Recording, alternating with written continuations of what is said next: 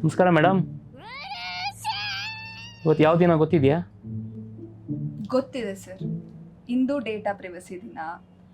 ಎಲ್ಲರಿಗೂ ಆನ್ಲೈನ್ ಸುರಕ್ಷತೆ ಬಗ್ಗೆ ಜಾಗೃತಿ ಮೂಡಿಸುವ ದಿನ.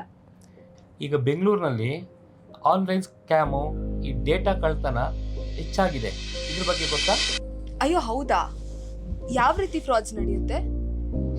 Fake shopping website, OTP frauds, phishing emails, job offering scams.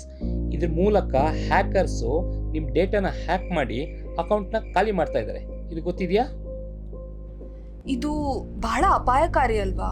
ಇದರಿಂದ ನಮ್ಮನ್ನು ನಾವು ಹೇಗೆ ಸುರಕ್ಷಿತವಾಗಿಟ್ಕೊಳ್ಳೋದು? ಸಿಂಪಲ್ ಪ್ರಿಯಾ, ನಿಮ್ಮ OTP ಮತ್ತು ಪಾಸ್ವರ್ಡ್ನ ಯಾರಿಗೂ ಶೇರ್ ಮಾಡಬೇಡಿ. ಲಿಂಕ್ಸ್ ಮೇಲೆ ಬ್ಲೈಂಡ್ ಆಗಿ ಕ್ಲಿಕ್ ಮಾಡೋಕ್ಕೆ ಹೋಗಬೇಡಿ. ನಿಮ್ಮ ಪಾಸ್ವರ್ಡ್ನಲ್ಲಿ 2 ಸ್ಟೆಪ್ ವೆರಿಫಿಕೇಷನ್ನ ಬಳಕೆ ಮಾಡಿ. ಇನ್ನೇನಾದರೂ ಟಿಪ್ಸ್ ಇದೆಯಾ? ನಿಮ್ಮ ಪರ್ಸನಲ್ ಡೇಟಾನ ಶೇರ್ ಮಾಡೋದಕ್ಕಿಂತ ಮುನ್ನ 1-2 ಬಾರಿ ಯೋಚನೆ ಮಾಡಿ. ಯಾಕೆ ಅಂದರೆ ಪಶ್ಚಾತ್ತಾಪಕ್ಕಿಂತ ತಡೆಗಟ್ಟುವಿಕೆ ಒಳ್ಳೆಯದು.